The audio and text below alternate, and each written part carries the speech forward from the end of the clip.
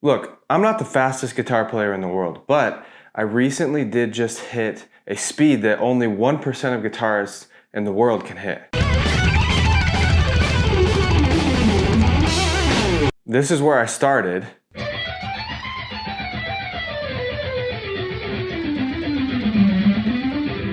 And this is where I finally hit it.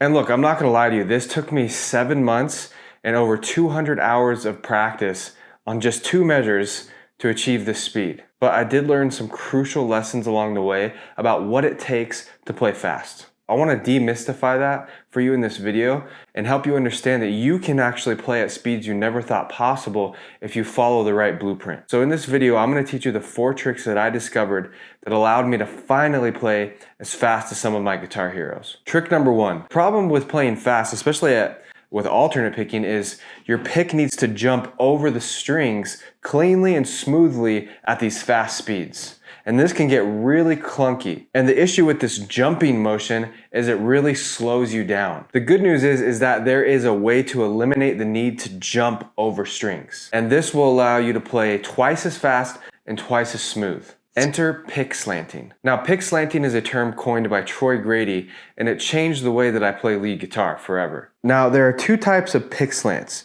There's a downward pick slant, where the butt end of your pick slants towards the ground, and then there's an upward pick slant, where the butt end of your pick slants up towards your face. So basically, the general rule is this.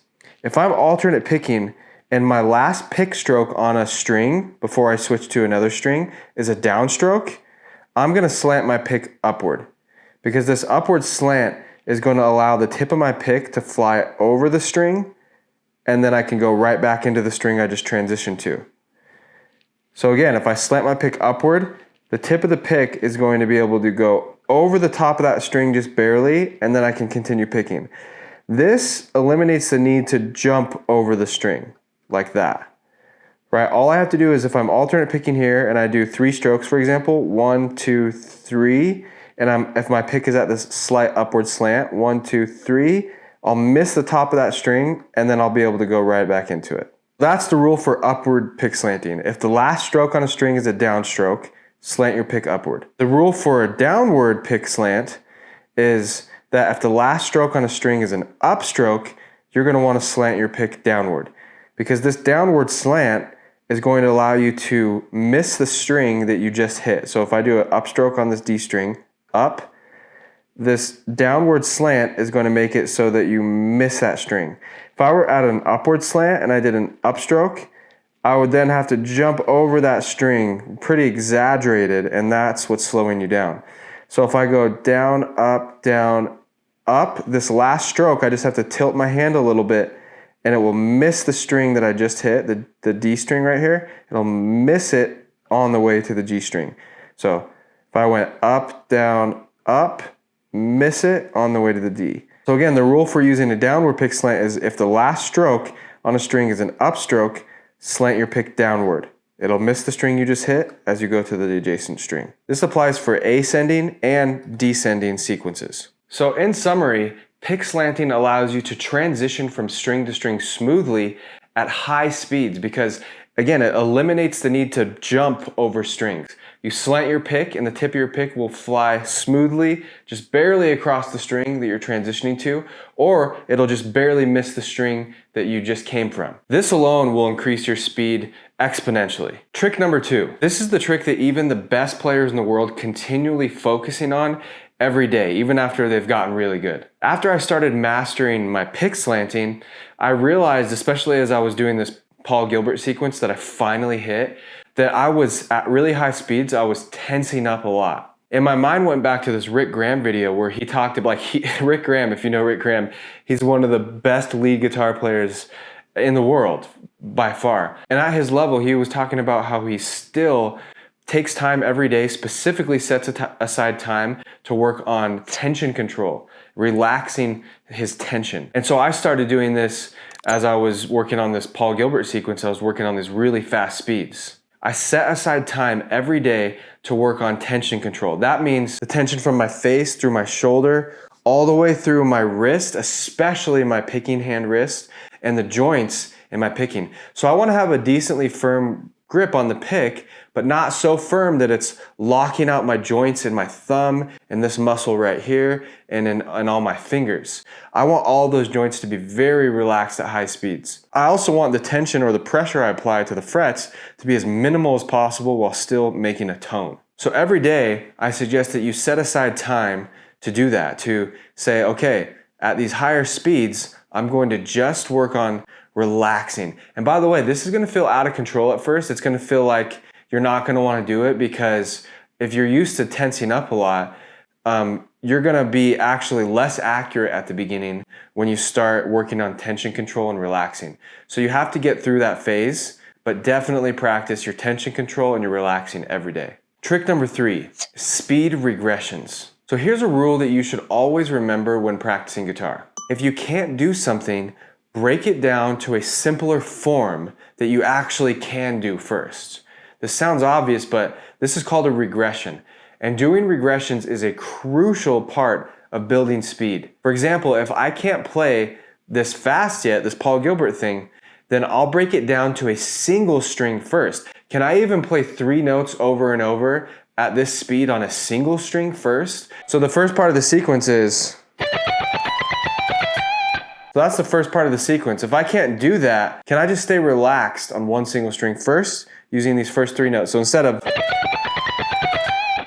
I'm just going to take the first 3 notes and I'm going to turn on a metronome. I won't right now for the sake of time, but so let's say the speed is... Let's see if I can do that for the same amount of beats that the actual sequence lasts. I know that this sequence lasts 8 beats. 1, 2, 3, 4, 5, 6, 7, 8. That's 8 beats sextuplets. So can I do 8 beats just on one single string? 1, 2, 3, 4, 5, 6, 7, 8. Can I do that?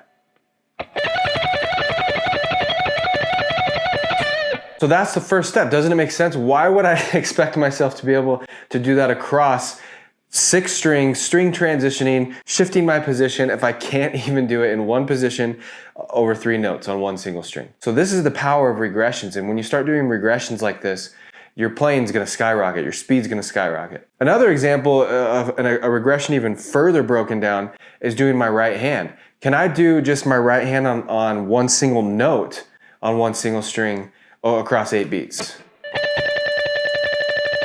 So 1, 2, so like 1, 2, 3, 4, 5, 6, 7, 8. Regressions, you need to do them. You need to start in a place that you need to start at a place where you can actually do the thing, and then add in more notes, then add in the left hand, then add in a string transition, then add in 2 string transitions. The last and final tip is the 80-20 speed burst method. This means that 80% of your practice should be at the edge of your ability. It should be at a speed at which you can effectively problem solve a string transition, problem solve your synchronization issues, etc.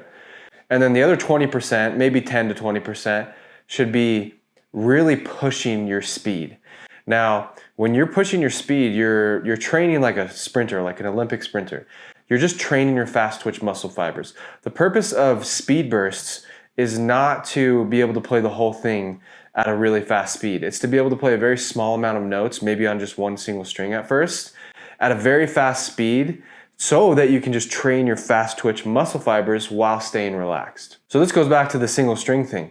When I'm starting out and doing speed bursts, the full speed of this is 126 beats per minute. I actually might go a little faster than 126 beats per minute, so that 126 beats per minute feels even easier. So every day at the end of my practice, this last 10-20% of my practice, I'm gonna be really pushing the speed just with a few amount of notes to really train my hand to get fast while staying relaxed. Just short bursts like that. And then if I start feeling comfortable, I can add in maybe a string transition. So